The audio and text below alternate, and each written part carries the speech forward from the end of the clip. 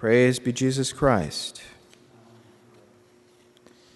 In today's gospel, the young man approaches our Lord and asks him the all-important question, "What good shall I do that I may have life everlasting?"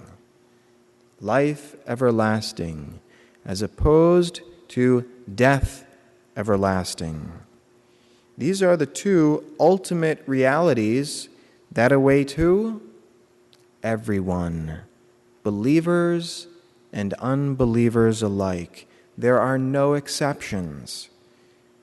So the young man, demonstrating a little bit of foresight, asks, "How do I save my soul and enter into everlasting life?"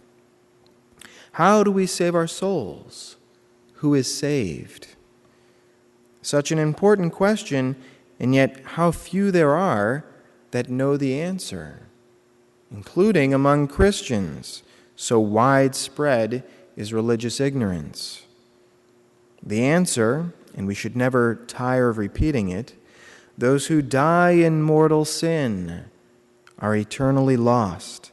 They will suffer eternal death. Those who die in the state of grace will enter into everlasting life.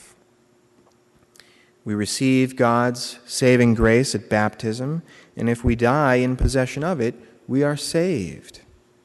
We can lose that grace by committing mortal sin, which is why our Lord makes reference to the commandments in his response to the young man. If you will enter into life, keep the commandments. If we consider the very real possible consequences of mortal sin, that is, eternal damnation, we should be surprised that anyone even dares to commit mortal sin. It really is a type of insanity.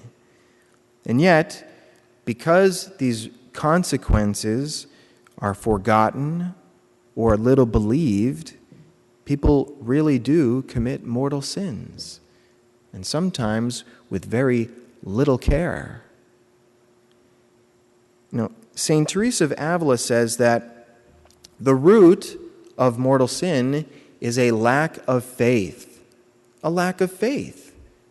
Because if we really believed the damage that we were doing to our souls, if we really believed the enormity of the offense that we commit against God, if we really believed, if I die in this state, I am lost forever. St. Teresa says we would avoid every sin as if it were the worst plague. That is the reality of things. But because there's little faith, there's little belief in that reality, there's little reflection upon that reality, and so we forget.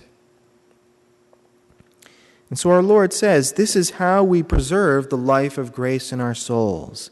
He says, keep the commandments, all of them, including the third commandment, to keep the Lord's day holy.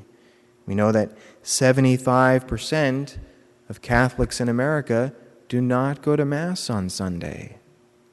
Mortal sin. That's a mortal sin. The sixth commandment, dealing with purity.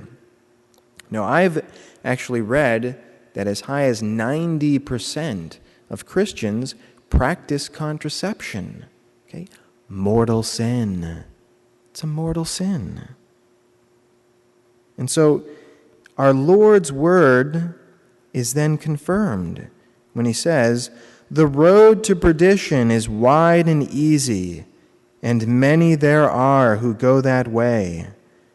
The way to salvation is narrow and difficult, and few there are who find it."